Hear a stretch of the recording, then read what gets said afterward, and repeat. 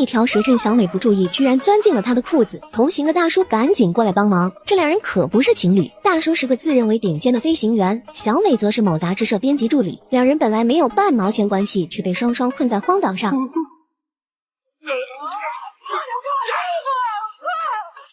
几天前，小美的男友大山给小美准备了一次马加提岛6天7夜的甜蜜旅行。他们的飞行员正是这个头发花白的大叔，但小美看到还在不停滴油的飞机惊呆了。没办法，自己租的飞机含着泪也得坐，就这样生无可恋的坐上了飞机。大叔也带上他的女友一行4人飞往马加提岛。岛上风景优美，景色宜人，趁着小美陶醉，大山趁机拿出戒指求婚。果然小美答应了，没结婚的男士可要学着点了。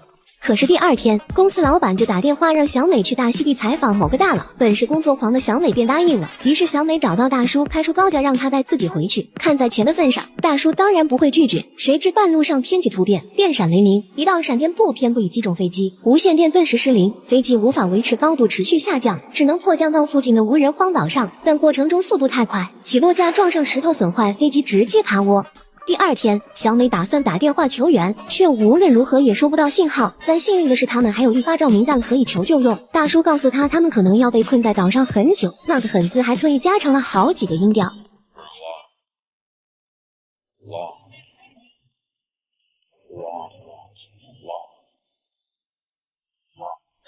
小美气得要自己想办法，跑去飞机一顿乱翻，发现一个救生筏，但大叔不同意使用，因为不知道方向滑出去，反而没有在岛上的存活几率高。争执间，小美误触开关，救生筏充满气，将她挤在了飞机玻璃上，动弹不得。大叔问他这回老实了不，他直接送给大叔一个国际通用手势。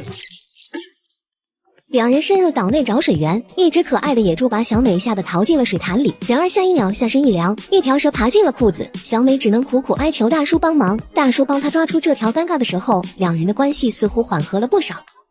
大山此时接到电话说小美没有到，大叔的女友也来报案，此时才知道两人可能已经遇险，跟着搜救小队便开始了寻找。名贵的食材往往只需最朴素的烹饪方式，小美上一秒还在说孔雀这么漂亮才不要吃它，下一秒就忍不住真香了起来。这是这对男女被困荒岛的第一顿饭，小美差点连手指都吞了下去。第二天一早，小美被一阵飞机声惊醒，大叔却喝醉了还在熟睡中，小美只能自己动手，从大叔裆部拿出信号枪朝天就射去，然而却被大叔一个翻身绊倒，信号弹直接打在了树上。醒来的大叔一看，我的姑奶奶耶，那是喷气式客机，5英里高呢，就算发生核爆他都看不到，何况是小小的信号弹呢？从没见过这么蠢的女人。小美一听顿时炸了，你也是我见过最垃圾的机长，谁叫你睡觉叫不醒的？两人大吵一架，冷静下来后，两人决定爬上山顶寻找信号塔，如果有的话，将其关掉就会有人来维修。好不容易爬到山顶，风景倒是挺好，但哪里有什么信号塔？大叔拿出地图仔细对照，这才发现根本不是自己想象中的那座岛。这下好了，没有救援了，大叔只能对着树枝一顿发泄。正准备下山，小美却看到了海中似乎有东西，拿出望远镜一看，果然有艘船正在下锚。两人下山拿到救生筏已经是晚上了，经过一夜的努力，终于快到了。再拿出望远镜一看，好高兴啊，又来了一艘船。大叔一看，我的天哪，那是一群海盗正在杀人。两人赶紧掉头，而此时海盗大哥不经意一瞥，只是因为在人群中多看了你一眼，再也没能忘掉你容颜。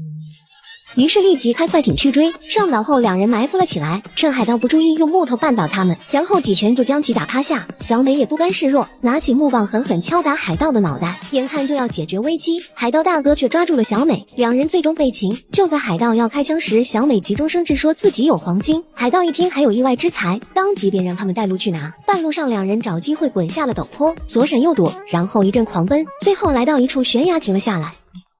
这个男人也太渣了吧，夺走了人家的初吻，还一把把他推下悬崖。原来这对男女被海盗追杀，一路逃到绝命悬崖，眼看海盗就要追上，大叔这才出此下策，最终暂时逃离了追杀。上岸后，两人情不自禁沾上了，气氛愈演愈烈。马上拉弓射箭之时，大叔看到小美手上的戒指，顿时泄了气。两人为了躲避海盗，只能逃往丛林深处，恰好发现了一架2战时期的日本飞机残骸，两人打算暂时在此地休息。小美第一次躺进了大叔的怀里睡觉，这让她感觉安全又舒适。有了女人在怀里，大叔思绪万千，看着飞机就想到了办法。大山和大叔的女友一度搜寻无果，心情郁闷，两人相约打了一晚上扑克。第二天一早，小美被一阵巨大的声音惊醒，原来是大叔正在拆飞机零件，只要把这2个家伙搬到自己的飞机那里，他就能改造成水上飞机。一路上克服重重困难，又是瀑布又是河流，终于到达了目的地。2人不敢休息，赶紧开工，生怕海盗找到他们。不出意外的话，很快就要出意外了。正当他们完工之时，一发炮弹落到了他们附近，果然海盗找到了他们，不断的发射着炮弹。大叔不幸被炸伤，小美赶紧把他扶上飞机。大叔凭借坚强的意志把飞机开了起来，但是还达不到起飞速度。眼看离海盗船越来越近，就要撞上之时，2人一起用力拉动操纵杆，刚好从海盗船头上飞了过去。而海盗也在此时打出了1枚炮弹，飞机飞过，导弹落下，将船炸了个粉粉碎。虽然逃脱了海盗，但大叔却坚持不住要晕了。他硬挺着教会小美开飞机，随后便晕了过去。救援队这边取消了搜救计划，他们只能在海边举办简单的悼念仪式。这时正好小美驾驶着飞机飞了回来，小美只能根据大叔之前所教迫降海面。